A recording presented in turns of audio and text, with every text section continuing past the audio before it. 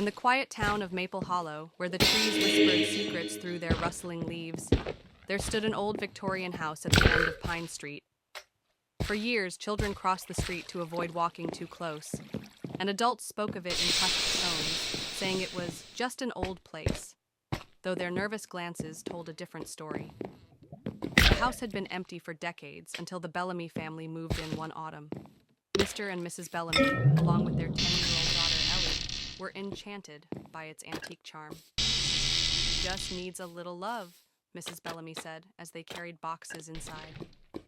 On the first rainy evening, Ellie explored the attic, flashlight in hand.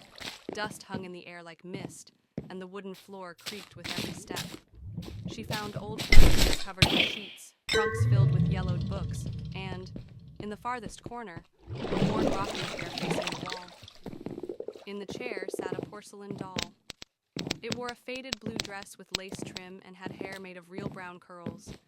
Its glass eyes, one slightly chipped, stared off into nothing. Ellie tilted her head. "Who left you up here?" she whispered. She named the doll Clara and brought her downstairs. That night, Ellie set Clara on a shelf beside her bed. As the moonlight poured through the window, the doll cast a long shadow on the wall. Ellie fell asleep to the sound of soft rain hitting the glass. Then she heard the creak of the rocking chair, but there was no chair in her room. When she opened her eyes, the doll was no longer on the shelf. Clara now sat on the windowsill, facing out toward the woods. Ellie asleep? The next morning, she asked her parents if they'd come into her room. They hadn't.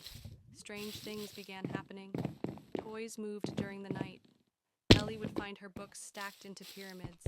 The rocking chair, which had remained in the attic, was discovered in the corner of her room one morning, though no one admitted to bringing it down. And always, Clara sat somewhere new.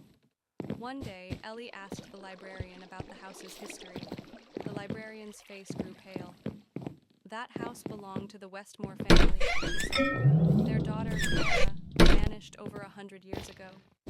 All they found was her favorite doll, sitting in a rocking chair in the attic. No one could explain it." Ellie returned home, heart pounding. That night, she dreamt of a little girl in an old rocking dress, standing at the foot of her bed, whispering, "I just want to come home." The next day, Ellie climbed to the attic with the doll in her arms. She placed Clara back in the rocking chair and whispered, "You're home now." From that night on, the strange events stopped. The doll never moved again.